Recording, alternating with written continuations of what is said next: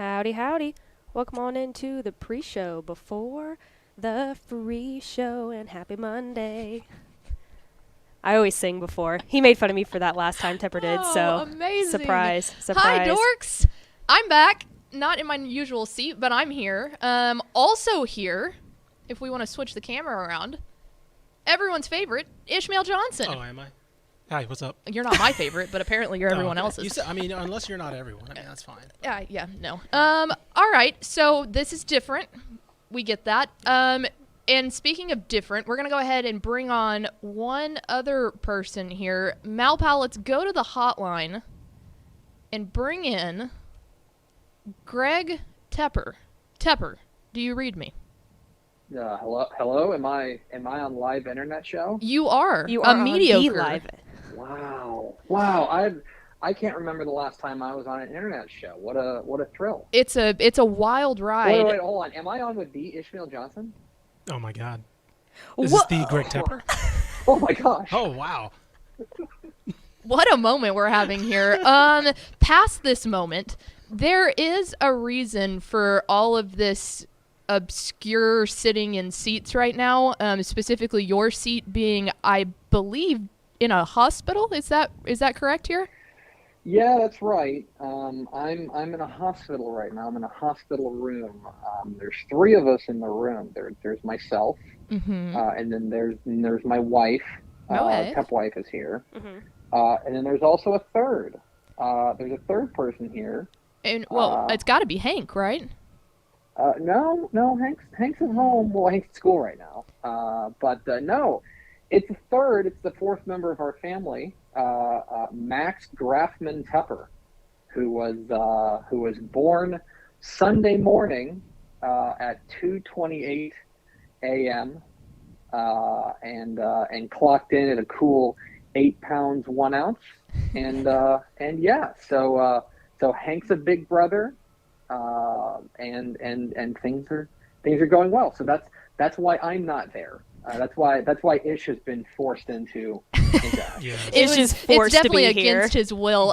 We have the pictures of little Max up. Let's go ahead and throw those back up for a second so everyone gets to see the cuteness. He's a lot cuter than I am. But okay, a couple of questions here. First off, congratulations from all of us. We are incredibly happy. How's Mama doing? Mom's doing great. She's recovering. She's enjoying a lot of snuggles with Max, and it's all very good. Yes, Mom's doing great. Second question, follow up here. Hank. Now, I'm the oldest in my family, so I remember what it was like to kind of see new child and be like, what is this? What was Hank's first reaction? So Hank has been pretty convinced that. So we didn't find out the gender. I guess it's probably worth telling people. We did not find out the gender until you showed up, basically. And so Hank was pretty convinced it was a girl. It is in fact not. Max is a boy. And so he got to meet Max via FaceTime on Sunday morning after he woke up, and he is very fired up. He's very fired up to be a big brother. He's very fired up to have a little brother, to teach all the things, and to get together with me and gang up on his mom. So that's the good news about all of this. I was just gonna say, poor Tep wife, because not only does she have to deal with you, now she's got two miniature yous. That's a lot. That's a lot of energy. Yeah, it's a lot. And she has, look, she chose his path. That's fair. I don't have a ton of sympathy for her having a bunch of boys around, but she also understands that she's the queen, and there ain't nobody coming for that crown. Nope. So there's at least some value in that. She's excited. She's very good at being a boy mom, and so now she just gets to be a boy mom times two. And then finally, I think it's the question that we've all had, and this is something that we all talked about this morning at the office because we love to talk behind your back. The name. What was the decision behind the name? Did you love your coworker that much? Like, is the next one Ashley? Is the next one Malpal? Well, I mean, it was either going to be Max or Ish. Yeah, that's right. Ish. No. Well, much like there's a vicious rumor going around that Hank is named after former Rangers third baseman Hank Blaylock. There's a similarly vicious rumor going around that Max is named after former Rangers catcher Max Ramirez. That is not true. Max is actually named after my grandfather. My dad's dad was named Max, and so we named him after my grandfather. And then Graffman, which is Hank's middle name, is a family name or rather, it's Max's middle name. I'm going to screw that up. It's Max's middle name. That is a family name on my wife's side. And so this is a very familial thing. I did text Max Thompson about this. He cannot be convinced that it's not named after him, and I won't try. Fair. I won't try. I'll just let him. He's already offered to pay bail money for Max when he gets into trouble, and if the name of the game is to satisfy Max Thompson to get that money, then all right, man, and that's exactly right. Forget my grandfather. That is fantastic. Actually, I do have one more question here. One more question for you. You were when Max decided that he was going to make his arrival, which it sounds like we can hear him now. Hello, Max, from all of us. Arrival on the show right now. You were doing Scoreboard Live, and all of a sudden you came back from commercial break, and it was a Tepperless show. What was that process? So here's I'll do the quick story because I know that you guys have Chris Steinbrueck on the show, and I hope people stay tuned for that. But basically, we had a scheduled C-section for Monday for this morning at 8 a.m. And so I went to the show to do the show on Saturday there at Valley from 11 to 1. My wife and I even made a joke as we left. We were like, okay, well, hey, make sure this kid doesn't come. Ha, ha, ha. And at 11:45, I get a text from my mother-in-law on my computer because my phone's on silent. And the text says something like, Greg, baby is coming. And I believe my response was, are you being serious? And she said yes. And so I bailed. I want to give a special shout out to Craig Way and Rick Renner and our producer Patrick Madrowski and all the folks over there at Valley who let me bail on the show in the middle of the show and get pulled off of live air. But now it's a funny story. And so yeah, it was not anticipated. I mean, 2:28 in the morning is that's certainly a time to be born. It's a time to choose. But he's here and he's healthy, and that's the most important thing. He's got by the way, it's something that I told Pickle, and I know she's going to bring it up a million times. He does have a head full of blonde hair. Let's go. Let's go. Welcome, Blondie. Yeah. So boy. It's another one of y'all. And we are happy to have him. Well, Tep, congratulations. Please give Tep wife a big hug for us and tell Max we said hello. And yeah, we're ready for the blonde shenanigans to happen. So we'll enjoy your week with little Max, and we'll see you soon. Thanks, guys. Thanks for covering for me, and have a great show. Absolutely. All right, Malpal, let's go ahead and roll the intro.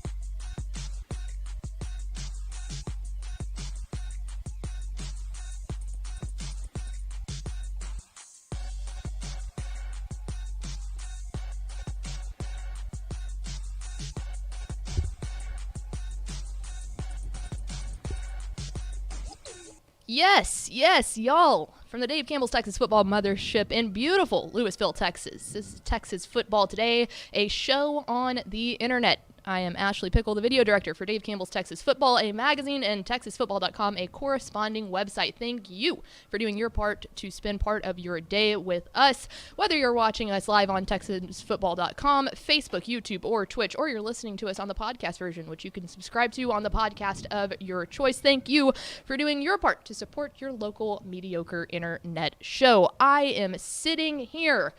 If you missed the pre-show, we'll get to that in just a second, but there is a reason for that. Sitting over there at the helm, Miss Mallory Hartley. Hello, Malpal. Hey, how's it going? It's a good day. And sitting over to my right, back by popular demand, it is everyone's favorite, Ishmael Johnson. There's this joke going around that people have demanded me, so People I have appreciate demanded keeping me. up the bit, but we don't have to pretend that I was missed that much. So Lovely. Look, I don't ever miss you, but according to the comments, People like People you. like you. Today is Monday, December 6th, 353 days until Thanksgiving. It is the birthday of Giannis. Can you say his last name correctly? Antetokounmpo. Nice. Yeah. And we also go. a boogie with the hoodie. Okay, there you go. Happy birthday like them to both. you both. This is episode 1295. On today's show, friends, we will have Monday Morning Fallout where we overreact to the high school high school and college football weekend, I guess. Yep. There was multiple types of football happening. And then we will do a little bracket catch-up. So a lot of you know who the teams are in the state semifinal rounds, but if you are just now joining us, first off, welcome.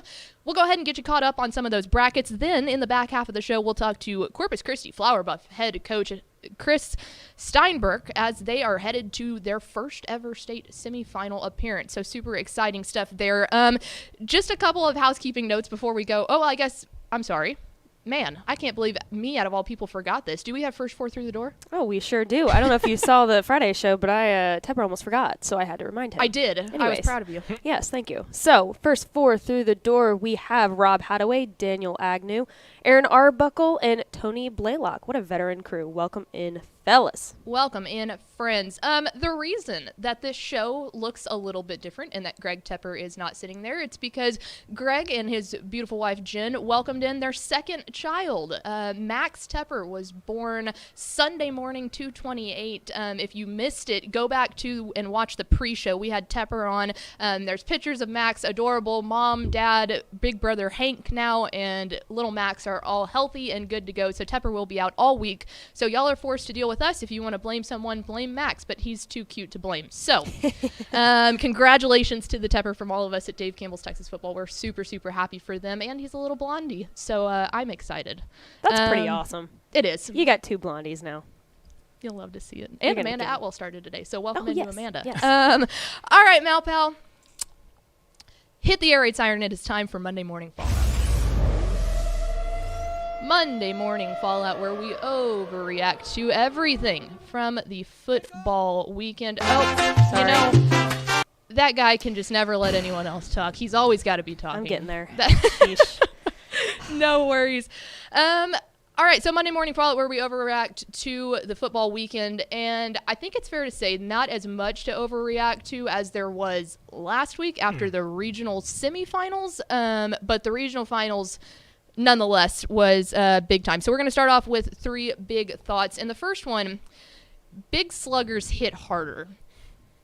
And what I mean by this is, we'll get to it in a second, if there are some super surprising teams that are making their way to the state semifinal, but ultimately, you've got the name brands. South Lake Carroll, Duncanville, Westlake, Katy. It was kind of all of those teams that we've seen make these incredible runs.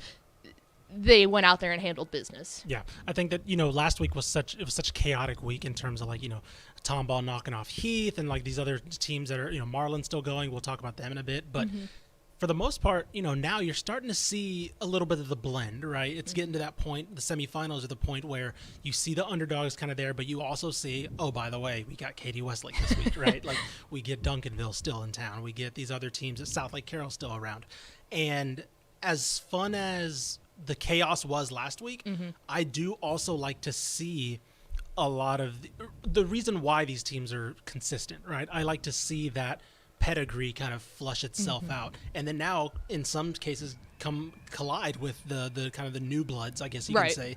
This weekend we'll kind of see which ones come out, right? We got Cuero, who obviously won a state title a couple years ago. China Spring coming through, right? We'll see that semifinal this week. So I'm kind of liking to see everything come to a head now. Well, and it's funny because, and you mentioned China Spring is the perfect example here, because you go back to that literally the Friday of the regional semifinal round when you have six, if you're counting six-man ball too, but six of the reigning state champions all go down. And it wasn't just okay, Jim Ned went down. No offense to Jim Ned, but it was they kind of came out of nowhere last year. But you had Carthage, you had Alito. The Blue Bloods, basically. Yeah, you had Argyle. Those big names, I kind of feel like heading into this round were overshadowing the South Lakes, the Duncanvilles, the Denton Geyer, those teams that we continue to see, and really those teams that it's we don't really talk about until we get to playoffs because we just know that once we get to playoffs, we're going to spend all our time talking about them. Right. Yeah, no, like that's one thing we've always kind of gotten shtick for, is that, you know, we don't highlight, you know, during the season from like, you know, August to basically October, we don't talk much about Allen, we don't talk much about Duncanville, because we know we're going to be talking about them November to December, right? And so it's like, why would we spend much time on that? And so now it's like, okay, well, now we're talking about him, right? We're talking about South Lake Carroll, we're talking about, you know, that Duncanville DeSoto game that happened this weekend. We'll be talking about all these programs now, and yeah, now you see why. It's like, because they're going to be there, they're going to flex their muscles and be like, this is why. Yeah, if we beat that drum starting in August, we would literally be beating the same drum for months, right? It will get old. I mean, people will complain. People complain about ESPN and all these other broadcasts talking about the Yankees and the Lakers and all this stuff. It's like, that's what we would be if we would just focus on these big teams until now. So 110%. So yeah, there was kind of my thought there is it was like, okay, we saw so many big ones fall, but there's still the handful. Now let's go to our second of the three big thoughts, and it's wait. You're still here. And so when you take a look at all those programs that we just talked about that have the pedigree and everything, you flip the script and there's some teams that you go back in this wonderful magazine that we put together. There was no way. Now, Step is going to sit here and somehow be in the comments telling me he picked Marlin as a sleeper. He's going to have some hipster. I'm going to look it up right now, actually, because he might actually have Marlin as a sleeper pick. He did. He talks about it all the time. But fantastic. So some of the ones that we're seeing right now is Tomball. Yeah. Yep. They were playing in their last district game on November 5th against Klein to even get into the playoffs. And guess what? They're one of the 4 teams left in 6A Division 2. Yep. Then you have Sauk. And you can say what you will, but a lot of people didn't count Sauk at the beginning of the season. There were some that absolutely know, like shout out Guy Frazier. He's been beating that drum the whole year. Sure. But it was like, okay, there's that. And then Lago Vista, another one. And it's like there's all these programs, Marlin, that we're sitting here going, how in the world are you guys still here? They're clicking at the right time. I mean, we just mentioned last year it was Jim Ned, right? Jim Ned was the team that just clicked at the right time. A couple years ago it was Pottsboro, and like the team that just clicks at the right time, and then you're like, I did not expect you to be credit to you guys for shutting us up and getting it this far. And I mean, again, that's the beauty of a knockout tournament, right? You basically get a Mansfield Summit, right, who's going to be there, and for the second time in a row. Yeah, exactly. Like you're going to be there. It's like, okay, College Station's going to be a heavy favorite, but you just need one game to go your way, and you're playing in AT&T. Yep. And so that leads us exactly into the last of my 3 big thoughts from the weekend is, okay, we hear all the complaints all year long, especially right when we're going into the by-district round, sometimes even into the area round. There's too many teams. Why does everyone get a participation trophy? Let me reiterate what we just said about Tomball. They were the 4th team in their district. They were 4th seed heading into that by-district round. It looked like they literally had to have a play-in game. In the last game of the season, we didn't know if they were even going to make it into the playoffs, and here they are dropping 48-13 weren't they on a 3-game losing I think I'm looking at it right now. They lost to Collins, Oak, and Klein-Kane before they played Klein that last game. And then they picked that one up. Yeah, then they got that one, but they were on a 3-game losing streak heading into that final week. Jeez. So it was like you would write them off, be like, yeah, that's a team that's not shouldn't make the playoffs, blah blah blah, and exactly. Whatever. And then you get to the point where it's like, okay, whatever, we have all these teams in there, and it's like, okay, they'll lose in by district. Hello, 5th round of the playoffs. Hello, with the opportunity to legitimately make it. I mean, they're playing. Let's see, who are they playing? I forgot. Denton Geyer, and I mean. All respect to Geyer, they're the championship pedigree. They've been playing. I feel like Rodney Webb has done that thing where he gets really good in the playoffs again, and they're kind of doing that. But I'm telling you, I was at that Bridgeland Tomball game, and it was. I mean, there was no doubt about it who the better team was. Now they were playing without Wigman, so take that as you will. Well, the week before I was at the game where they beat Rockwall Heath, and they just matched up. They manned up Rockwall Heath and basically just ran QB power and said stop it. And they got 5-6 yards every single time. Cale Helms had a great game, and he would bust an occasional 10-yard gain, but it wasn't like they're pulling out the stops, pulling out trick plays or whatever. They're running their offense, and they're just beating teams up front. They're just good. Yeah. And so that's one of those things. I feel like my last big thought here of watching some of these games, of especially the teams that, we saw the Blue Bloods, then we saw the you're still here teams, and it's like, okay, well then tell me, like, that's anyone's ball game. And you go back to that Friday of the regional finals when everyone who we thought probably was going to make it in the state absolutely flubbed. And it's like it opened the bracket, so that's why there's so many teams that are allowed in Tyler the Chapel playoffs. Hill's Yeah. another one. He'll be Yeah. facing OBJ this weekend, so yeah. It's like, yeah. So anyway, there are the 3 big thoughts. Let's go ahead and move on to helmet stickers. We're gonna go with the first one. This is a duo here. The Shiner Brooks brothers, Yeah. Dalton and Doug. Monsters. I watched this murder happen in person, and my goodness, here's the stat line. Dalton Brooks, which is the younger one, he's a junior, 22 carries, 384 yards, and 6 touchdowns. And those weren't absurd. like small touchdowns. Like I was No. telling Malpal, y'all watched it. It was 3 of them were over 70-yard break-free runs. It was. I tweeted out. It was basically like I'm FBS level. Like y'all need to stay here. I'll be back. Like it was. Just chill. Right. Absurd. It just showed the athleticism gap, and then it wasn't fair that they also have a brother who's older and bigger and can just run you over. Exactly. So like if you get tired of chasing Dalton, then you got to try. And You gotta run, do the run, other and one. run at- Yeah, and Doug had 8 carries for 179 yards and 2 touchdowns. And there was one, the second touchdown that he had, well, maybe it was the first one. He punched one in from short, but the other one was a 41-yard run.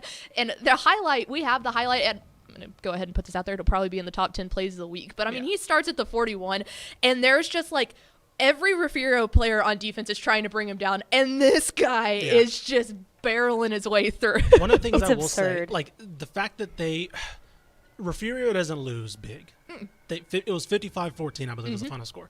They don't lose big. That is a program that, if you talk to Daniel Boddicker with Shiner, if you talk to whoever's coached at Mason the past couple years, that's a program that you build up to be in terms of like weight room, right? They talk about Refugio's size, they talk about Refugio's toughness, and they are, right, legitimately. So the fact that they lost 55-14, like we're Wild. really, I think Tepper mentioned it. He might have mentioned it last week. We're getting to a certain air, like kind of a certain prestige with this Shiner team this year that they're Of doing. having serious conversations. Yes, serious all-time conversations. Obviously they got to finish the job, but I don't know.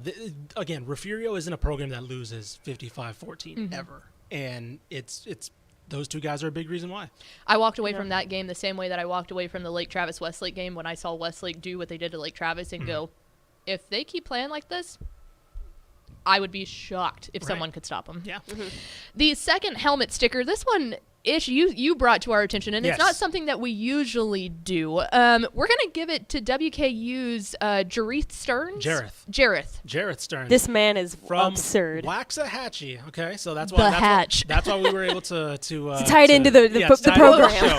So he did play for Western Kentucky. He had over, I believe, I forgot his exact stat line. 10 I meant to pull carries, it up. 10 receptions, 179 yards, and 2 touchdowns Yes. receiving. So Yeah. for those of you that don't know, Western Kentucky basically imported the entire Houston Baptist offense. To, of course, quarterback Bailey Zappi, offensive coordinator Zach Kitley, who, by the way, just accepted the Texas Tech job. So Yeah. that's going to be really Very cool. smart hire. But Jareth Stearns leads the country in receiving yards, leads the country in receiving touchdowns. Again, I mentioned from Waxahachie. Did not get a Biletnikoff finalist invite, but that UTSA game, he was absolutely unguardable. There was one play. He's not big either. He's 5'9".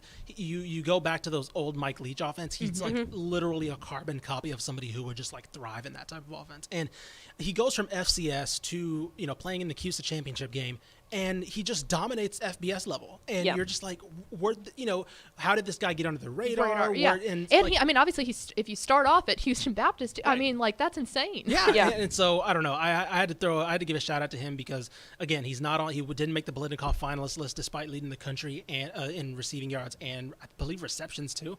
I know he leads them in touchdowns too. But yeah, just an insane run. He's obviously they're not done. They'll play in a bowl game, so he could very well get close to 2,000 yards receiving, which That's is just insane. nuts. Yeah. Well, Yeah, I'm sorry that absurd. you didn't get nominated for your award, but we hope that our DCTF helmet sticker does something. Throw a little something. Yeah, this might be a little bit We better. recognize greatness, okay? And then finally, we're going to go with Katy Pato running back Jacob Brown. This guy popped off. 345 rushing yards and 5 rushing touchdowns in their 35-12 win over Fort Bend Hightower. And again, I didn't major in math, but when you have 5 rushing touchdowns and the score is 35, pretty good. That's it. You pretty much carried the game on your back. Yeah. I think you did it, bud. So good job. Congratulations to Jacob Brown of Katy Pato. They have a big game against Corpus Christi Flower Bluff coming up. And so now go to our teams to watch here. And we're going to throw in the three teams that we're kind of primarily speaking of. Y'all are still here. Tomball went ahead and beat Bridgeland 48-13. Then up next, those Marlin Bulldogs, 26-6 over Crawford. And, man, they just continue to make statements on the year. A big one coming up for them on Thursday against Holly. I think Matt Stepp will be there. And then our final one, Corpus Christi at Flower Bluff. How about the Hornets? They get revenge on Corpus Christi Veterans Memorial from last year's loss, 13-7. We will be speaking with their head coach a little later on in the program. Finally, we're going to go to 3-C here, and y'all might have other ones, so if you do, but I picked one from each day that I think will be it. We're going to start with Friday. I think Lubbock Cooper and South Oak Cliff. This is the game I think I am most excited about heading into the regional finals. This one at Abilene Shotwell Stadium. Yes, I can't wait. I saw South Oak Cliff this past weekend. I was hoping they wouldn't have you have a big win over Aledo. Like, there's always that possibility of, like, the hangover. Was that their state championship game, basically beating Aledo? But no, they put the hammer to Lovejoy, and that's a team that feels locked in. They shut them out, right? 35. No. It was 42. Well, so I believe it was 42-21, but they got Lovejoy got some points late. Okay. It was pretty much a foregone conclusion heading into like the fourth quarter. But that's a team that feels locked in, right?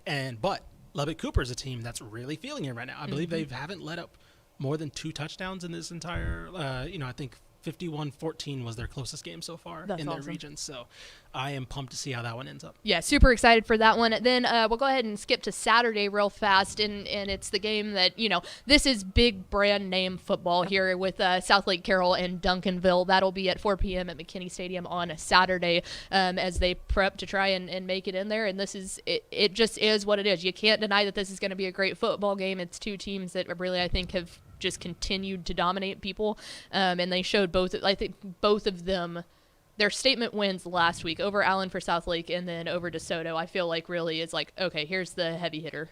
I haven't seen South Lake in person this year, but I am very pleased with how obviously the Quinn Ewer stuff could have sent things weird. It was weird, and so like it could have made things uncomfortable, but they've righted. I mean, it did not matter for them. I mean, their defense is apparently really, really stellar. There's some talk that Duncanville's defense this year is better than the 2018 one, which I'm really fascinated by. So I'm really curious to see if either kind of which offense can kind of find the holes in the opposing defense. So I was really impressed with Duncanville just absolutely shutting down an athletic DeSoto's wide receiver core. So. And then finally, we're going to go to the Thursday game. I think Stratford and Albany down in the 2A ranks is really, really good. Like Denny Faith has had the Albany Lions, I mean, just absolutely rolling. And I mean, well, I'll tell you this, our computer has this as a pick'em game. I think it was the only pick'em game for the entire state semifinal round, but that's 6 p.m. Thursday in Lubbock, and I think that one is just sneaky good small school. So if you're a big school snob, wait till Saturday. They got you, but if you want to go down to the 2A ranks, I think that is going to be a hard-hitting physical game between Stratford and Albany. Yeah. I got one small school game as well. Okay. So we talked about Shiner. I do think they will probably win this game, but I want people to get an eye on Terry Bussey at Timpson because when Doug Brooks graduates from Shiner, it's going to be the Dalton Brooks show, obviously. Terry Bussey is another Division I player at the 2A level. And is he junior this year or sophomore? He's a sophomore this year. Yeah, he started as a freshman last year. So I think that, again, Shiner, it might be too much for him this year dealing with both Brooks brothers, but the next couple years are going to be Timpson's window, I think, in 2A D1. So just keep an eye out. Again, Shiner might win big, but you'll see their quarterback, Terry Bussey, and be like, okay, that's the guy for probably the next year. Yeah, that makes next year's matchups super. When it's him versus Dalton Brooks potentially. A 1v1 rather than a 275-pound 2A player to use as your secondary running back, know. So there we go. That is 3-C, and that is Monday morning Fallout. We are Texas Football Today. We're here every weekday at noon talking football in the Lone Star State. We hope you will consider becoming a Dave Campbell's Texas Football subscriber at texasfootball.com. And guys, next week is state, and we have an unbelievable amount of content that'll be coming out Sunday night. Our goal is peel the curtain back there. Our goal is to have it up and the state hub up by 7 o'clock on Sunday night. So if there is ever a time to become a Dave Campbell's Texas football subscriber, then this would be the time. All right. Let's go ahead, and we kind of called this I made this comment earlier, and it's kind of the Easter Christmas Eve church crowd here of if you haven't necessarily been keeping up with the football playoffs, but you're super interested to see who goes to state and then state afterwards, here's your time. Welcome. We're glad to have you. We're going to do a quick, Ish and I will just run through the brackets real fast and kind of tell you who's left and what matchups to watch and kind of where they're at. So if we want to go ahead and pull up the brackets here, Malpel. Mm-hmm. We will start off with a quick note here on the 1A ranks, and we have our state championship matchup pinned here between these two. So in 1A Division 2, the state championship game will be Motley County. They had a 66-20 win over Klondike and Strawn, who 45 to Richland Springs. Oof. So like, holy cow. Yes, that is correct. I looked up for a second. I was like, wait a second. Yeah, 100 to 54 there. So, I mean, unbelievable there by Strawn. That looks fake. Yeah, so 6-man gets the there's obviously the half the size of the bracket, so they have Super Bowl week coming up. But there it is, your 1A Division 2 championship bracket. And then we'll go ahead and move on to 1A Division 1. Yes. And I'll go ahead and get this one out of the way, too. Westbrook with a 54-20 win over Happy. And then May with an unbelievably close game. 50-48, they pull it out against those Abbott Panthers. Congratulations. Shout out Coach Terry Crawford. They gave May their absolute biggest test of the year, and that one came down to the final second. So Westbrook and May, your 1A Division 1 state championship matchup. Moving on to 2A Division 2. In your semifinals, they're coming out of Region 1 and 2. You've got Stratford and Albany. And then on the other side of the bracket, it's the matchup that we've seen for, 4 years in a row now? Jeez, I think so, yeah. 4 or 5 in a row. We've got Mart and Falls City. Always a joy to look forward to that one. Going on to 2A Division 1. You want to read these off? Yes, we got Hawley and Marlin taking on each other. Marlin, of course, we're mentioning their incredible run so far, beating Crawford, and I'm pretty sure I had Crawford coming out of that region. So, yes, I think we all did. We probably all did. Anyway, and then the matchup I mentioned earlier, Timpson and Shiner. Again, I think Shiner will be a heavy favorite, but Timpson has a type of athlete that I don't think Shiner has seen very much this season in Terry Bussey. So, still keep an eye on that one. 3A Division 2. Now let's go. Coming out of Region 1, we've got Lubbock Roosevelt. They are 14-0 on the season, and this is a battle of unbeatens in the state semifinal, which is insane because coming out of Region 2 is Gunner. That'll be 7 p.m. Friday at Abilene's Anthony Field, and this is, Gunner is the favorite here. Mm-hmm. But we kind of talked about it. We're like, man, they can't get caught sleeping on Roosevelt or they're going to have some issues there. And then coming out of the right side of the bracket, our Region 3 winner was Wascom, and they will be taking on the reigning state champ coming out of Region 4 in Franklin. No, they were not. Franklin win last year? Or Canadian? Yes, they did. No, Canadian won. Yes. That was a wild game. That one came down. I think Canadian hit that deep pass with 20 seconds to go or something like that. So Franklin is trying to get through to the state championship because this is a little bit of revenge tour there. Mm-hmm. We got 3A moving on to 3A D1. We got Brock and Mount Vernon. Speaking of teams that are clicking right now, Brock is just absolutely dunking on people. Like that. This is a team that graduated a pretty talented senior class last year. And a new coach, may I add. And a new coach coming in as well. I mean, for them to be here and looking this good, mm-hmm. I think is really a testament to what they have rolling there. Then on the other side, of course, we have Lorena and Lago Vista. Lago Vista, a team that I always heard about going when I was in school, never quite could get past get through mm-hmm. to the state semis. So I'm really happy to see what they've got going on. I believe, I could be wrong, I believe this is their first state semifinal appearance as well. So congratulations to them down there. 4A Division 2, moving on here. Out of Region 1, Salina, they have a shutout win over Aubrey, I believe, and they are just operating on all cylinders right there. And then they, according to our computer, are a 10-point favorite over Gilmer. The Buckeyes with Brandon Tennyson are very dangerous as always. Obviously, they made it into the state championship last year, so they're trying to repeat on that, hoping probably for a different outcome in the state I was championship about to say, game. when but, Carthage lost, they probably like their eyes shot red. They're Yeah. like, oh, we can do this. let's do this. Let's go. So here's their shot, and then on the right side of the bracket, coming out of Region 3, we sorry. have no, you're good. Let me go down here. China Spring, the one that took down the Carthage train, they take down West Orange Stark, and they just looked. I mean, Brian Bell's squad is just that their eyes had to have light up, thinking, man, we can do that. Then they will be taking on Cuero, which is a team that people have got to quit sleeping on because those Gobblers are back, baby. Yeah, I saw them play Navarro actually earlier in the year, and Navarro snuck that one out, and so this one coming out in the favor of the Gobblers was pretty fun to watch. Those two teams are very evenly matched, but Cuero is just playing really, really solid right now. Their wide receivers, in particular, LeBron Johnson's a very talented athletic player, so I'm really curious to see how they match up against China Spring, who is probably the hottest team in the state, maybe, after beating Carthage. Yeah, that will be a heck of a matchup right there. And moving on to 4A D1, Wichita Falls Hershey will take on Stephenville. Stephenville knocking off the two powers in Region 2. I'd say Argyle and Melissa in back-to-back weeks. That's probably, you don't get much more impressive than that in terms of resume. And on the other side, mentioned it earlier, Tyler Chapel Hill and Austin LBJ. This is probably where I will be Saturday at the Star, I believe this is. LBJ trying to be, we'll talk about another inner city school later, but Austin LBJ could technically be the first or second school since Yates, or I forgot, inner city school basically to make it to the state championship game.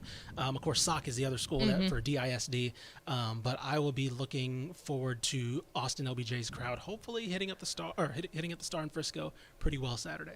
And real fast, that's actually the largest spread that our computer has this week. 17 points in favor of LBJ. So yeah, because LBJ was a favorite preseason, and then so it doesn't surprise me that they started high and they've maintained it. And Chapel Hill kind of is fluctuating. And the a little computer bit more. says, "Ooh, we like that." Right. Yeah, the computer's like, "Oh yeah, of course that's going to be." I don't expect it to be a blowout. Of course, Jeff Reardon's team has been clicking in the playoffs, so. Absolutely. On to 5A Division 2 we go. Lubbock Cooper, a team that we're used to seeing make it pretty far, taking on SOC. That one at 7:30 p.m. Friday at Abilene Shotwell Stadium. We've talked about this one. We are all so excited to watch this game. I think that this is physical. I think the lines will have a lot to do with it, and this one should be super fun. On the right side of the bracket, coming out of Region 3, Crosby won't let us forget them. They continue to do their thing after their successful season last year and taking on a pretty brand name program as of late, Liberty Hill, 7:30 p.m. in Bryan. So excited for both of those. 5AD1, Mansfield Summit and College Station.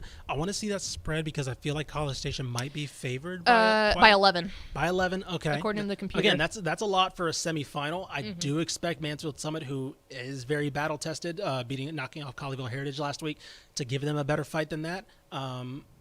And then on the other side, moving over, Katy Paytow taking on Corpus Christi Flower Bluff, which we will be talking to someone affiliated with that program very soon. In a matter of minutes. Yes. Going on to 6AD2, a name that you might recognize out of Region 1, the Denton Geyer Wildcats are doing that thing. Rodney Webb makes them really good in the playoffs, and they're going up against you're still here? Tomball. And I talked to Cale Helms. It's obviously been the Cale Helms show. I talked to him after the game on Saturday, and he said, people got to quit calling us a Cinderella team. We continue to do this. And I said, sir, you're not wrong. Yeah. And then coming out, they will be facing off against someone out of Region 3 or Region 4, and it's a team. Katie, have we heard of them before? I don't know about that. Gary Joseph, 14-0, is doing his thing, and this is a game that we have been eyeballing all season long, taking on Todd Dodge's squad out of Austin Westlake. And, this is heavy hitters. This is what everyone's been looking forward to. And then lastly, moving on to 6AD1, South Lake Carroll and Duncanville. That is probably, if we're just going off headlines, big picture, mainstream logos and brands. This is it, right? This is the game that you're probably going to be looking forward to. I saw Duncanville's defense this past weekend, very impressive. Apparently South Lake Carroll's defense and offensive line is very impressive as well, so I'm curious to see how that matchup plays out. On the other side, North Shore and Lake Travis. North Shore, who people probably heading into the year were like, Demetrius Davis is gone. Yeah. Maybe it's maybe not the team that we expect them to be. Here they are again. Look at that. Let me tell you, their freshman quarterback, Caleb Brown, can sling it. That kid's like 14 years old, and he's got the arm of a 35-year-old man. I was like, holy cow. All right, maybe 25, maybe 25. Yeah. I was about to say 35 might be pushing it. It's like a I'm trying to think of washed up quarterback. Washed up quarterback. Yeah, I was about to say, that's like going He looks like down a on the college prime. quarterback Yeah. arm. And then of course taking on Lake Travis, who is just been. I feel like Lake Travis has been like. It's weird saying under the radar, but for Lake silent Travis, assassin a for little like Lake bit. Travis standards, they've been just kind of like, oh, they're winning again. Like that, you saw them lose to Westlake, and so you're like, oh man, is this really that great of a Lake Travis team? And here they are, state semifinal again. So. Same old there. Well, there you go. So yeah, if you're just joining and are interested in state championship stuff, those are the matchups that we will be watching all weekend. 20 of those, again, 6-man football has the week off there. Super Bowl week, as we call it, as those state championship matchups are set. But we are in for another fantastic thing before we get to state. So we're excited about that. We are Texas Football Today. We're here every weekday at noon talking football in the Lone Star State. We hope you'll become a Dave Campbell's Texas Football subscriber at texasfootball.com. And something we want to make sure to highlight, it is that time of year again. We are partnered with our great friends at Whataburger, and we put together the Whataburger Super Team. So if you're unfamiliar with what this is, we pick the top 40 players in the state of Texas, and they make it onto the prestigious Whataburger Super Team. That voting is open now. So what you can do is go to texasfootball.com, go over to our awards tab, and click on the Whataburger Super Team, and you can nominate your players and go vote for them. So this is a very, very big honor. We have had an unbelievable amount of really, really good players come through this list every year, and we're excited to see which ones in this 2021-2022 class that you think deserve to be on the Whataburger Super Team. So go to texasfootball.com and vote for the Whataburger Super Team members. Mallory, let's go to the hotline and welcome in the head coach of those state semifinal bound Corpus Christi Flower Bluff Hornet. We are joined by head coach Chris Steinbrueck. And coach, how are things in beautiful Flower Bluff right now? Things still haven't calmed down. It was a great night for this community, and everybody's fired up and really excited for our kids.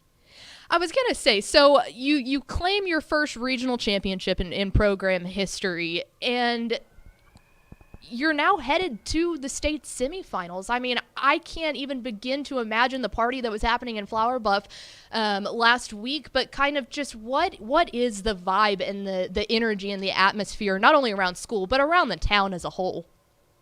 Yeah, everybody's just is super excited. To play the regional championship game, this was our 5th time to play in this game, but to be able to host it at our home stadium against our crosstown rival in Vets, I mean, the stars just aligned perfectly for us, and we just got a tremendous group of kids and coaches that everything lined up, and we got a huge win here at Hornet Stadium on Friday night.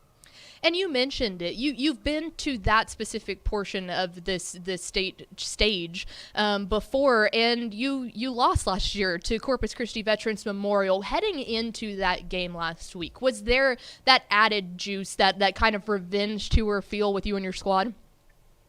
We tried not to get into that too much with the kids. We just wanted them to focus on the motivation of having the opportunity to be the first team in Flower Bluff school history to go to the state semis, and that was motivation enough for our guys. And it's all the players and the coaches that have came before us really have set this up for us. Our program is expectations we've risen every year, and we're just, like I said, we've been to this point. This was our 5th time, and this group of kids is just so special, and I'm just so excited for them and for us, and excited about the state semifinals this week. Absolutely. Take me back through that game. And I think this is what ended up happening. So Vets is driving down, and y'all have the opportunity. Your defense comes up. Jacob Rose and Dylan Shaw come up with the stop on the 6-yard line at 6th and goal. And, I mean, you took a timeout beforehand. One, what were you telling your guys heading into that defensive stop? And then as you're watching it happen, what was going through your mind down there on the sideline? Well, they'd actually burned a timeout. There was a holding penalty, and we could have backed them up, and it would have been third and goal from the 15. But we decided to decline the penalty and just play one play. And so they lined up. They took a timeout to talk about it, and during that timeout, we just talked about, hey, these guys is just one play. We make this play. You guys are going to the state semis for the first time ever. So that was motivation enough. We've been playing great defense. Our defensive coordinator, Clint Elwood, had a great plan. We executed all night, holding Vets explosive offense to 7. We just felt like we were playing great defense, and then it was all in slow motion, really. That play. They tried to throw a quick screen out to on the left side, and we had it covered. And Dylan and Jacob, like you said, had a huge sack, and this place went nuts. It was a great feeling. That's an awesome scene. And before we kind of matriculate over to your offensive side of the ball, you mentioned it. Your defense has just been playing lights out all year. And I know that they even forced a turnover to set up the sole touchdown of that game. What do you have to say about the way that unit of your team is operating so far? Yeah, it was great. Our offense, we were disappointed at halftime. We talked about getting their heads up. Last week or the week before against Gregory Portland, we had to score 47. And we gave up 44 on defense. And so we just told the offense, guys, you guys bailed us out last week. Now it's the defense's turn to help us, win. And so offense, they did in the second half. We started doing some good things, moving the ball, running the ball. And Nash Villegas, our quarterback, was able to score a nice rushing touchdown, to make it 13-7, and then defensively we had that great stand at the end to finish it off. And that's a guy I definitely want to ask you about. Nash has been such a key part of your team, and I think you knew that obviously coming into the year that senior quarterback position was in good hands. We see how special he is and the stats that he has, but you're the guy that sees him in practice every day. What makes him such a special player for your squad? He's such a great person. He's such a great person that everybody loves him. He's unselfish. He accepts responsibility when things don't go well, and he is the first to take the blame. He's just a phenomenal kid. And we're so happy that Nash is on our team and excited about this week. And then you led me perfectly into the next question, Coach. I'm not going to ask you to give away your game plan, but Friday night, 7 o'clock, a real big game at Hero Stadium there in San Antonio, up against Katy Paetow. What do you see when you're going up against this team? Oh, they got just talent across the board. I mean, their quarterback, extremely good player, and their running back, Jacob Brown. I think he rushed for over 300 and scored 5 touchdowns last week. So we got to do a good job of surrounding the ball with as many defenders as we can, slow down their rushing attack, and just try to move the ball and execute offensively, get first downs, and keep their explosive offense off the field. So they got a really, really good football team. But we've been in some big games, and nobody's really given us a chance, but I know we've got a lot of Hornets that are going to be focused this week, and we're going to go represent Region 4. And finally, Coach, this making it into the state semifinal for the first time ever, that's a big deal. You have your opportunity to punch that ticket to AT&T Stadium. So other than the X's and O's, which you just talked about, what is the message to your guys this week? Just believing in us and controlling what we can, just staying focused on football. There's going to be a lot of outside noise, but we just need to stay focused on executing every play, getting them to understand their responsibility on every play and just execute it at the best of their ability and play the next play. We know there's going to be ups and downs, but we just 100% of our focus has to be on our job. And if everybody does their job, we're going to be in a situation where we could punch that ticket, Well, Coach, we really appreciate your time. Thank you for giving us such great football to watch all year. Best of luck in the matchup this week. And, hey, man, maybe we'll be seeing you at AT&T Stadium in a couple weeks.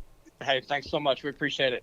Appreciate it, Coach. There he goes, the head coach of those Flower Bluff Hornets, Coach Chris Steinbrueck. And I mean, really, guys, we talked about it. We've talked about that a lot this episode, but some of these teams that we were really, really kind of caught off guard by, and it was one of those things. They've been to this stage before. We've seen this be a program that has success down there in Corpus Christi, but this game, especially if they're able to make it to Jerry World after this, that puts the whole region of Corpus Christi on their feet. Like, that's really, really cool. Yeah, I think a couple years ago was Miller, right? In the past couple years has been Cal Allen, and now that mantle's kind of right there, right, to be taken by another program. And it was down to Vets Memorial and Flower Bluff, and Flower Bluff came away with it. And it's kind of, I don't know, that region always shows out. at this stage, and so seeing somebody take the mantle of that region and kind of run with it has been really fun. Well, and that's always one of those things too. It's really cool in regions like that, in regions like the RGV, in regions like El Paso or Lubbock, when one of their teams starts going really far and that you can really see the vision of AT&T Stadium.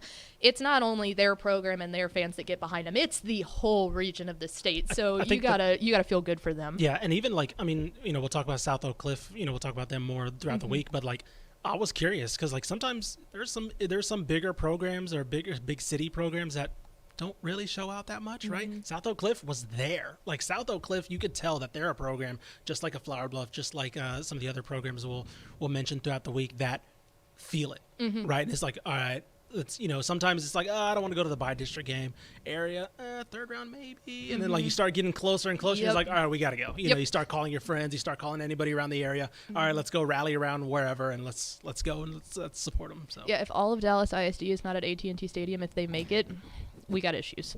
But yes, we appreciate Coach Chris Steinbrueck. And again, that's 7 o'clock Hero Stadium Friday night in San Antonio against Katy Pato, a team that is no light chore, but I think that we should be seeing a good one. So we appreciate Coach hopping on with us there. All right, before we shut this thing down, Malpal, let's throw it over to Malpal for America's favorite segment. Final thoughts.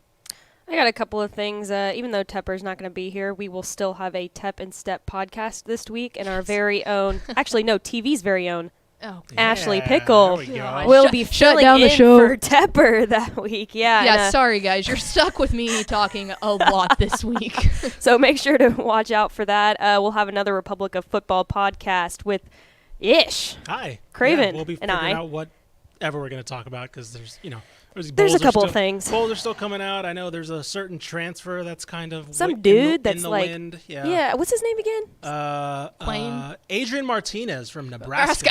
Woo! That's the big transfer that everybody's Let's talking get about. it. So Yeah. we'll be mentioning that. No, obviously we mean Quinn Ewers. Yes, absolutely. We'll figure out whatever's happening there. Yeah. So we'll have whatever those. this is. Whatever. Yeah, Whatever's going exactly. on there. Yeah, so watch out for those two podcasts. Like Pickle said, we'll have lots of content coming out this week, next week as well. So just be on the lookout for that. And yeah, I think that's all I got for you. Yeah, and I guess we'll throw this out there too. We will be doing a picks video. I'll be trying to navigate my way through that as well. Yes. So say a prayer for Malpal because she's got to edit all that. So bing. All right, well, that'll do it for us. Thanks again for spending part of your day with us. Like us on Facebook, facebook.com/Dave Campbell's. Follow us on Instagram, instagram.com/Dave Campbell's. And follow us on Twitter @DCTF. And, of course, see us on TexasFootball.com. Another huge week coming up with the state semifinal week, but we are excited. Thank you again to Flower Bluff head coach Chris Steinbrueck for joining us and for being our guest. Hey, thanks for coming. Yeah. That'll do it. I don't say compliments to her. So. He doesn't. For Mallory Hartley, I'm Ashley Pickle. Vince Young. Oh, I almost decapitated. Now he's really not going to get it. Vince Young, please come get your Player of the Year trophy. Guys, we will see you tomorrow on Texas Football Today.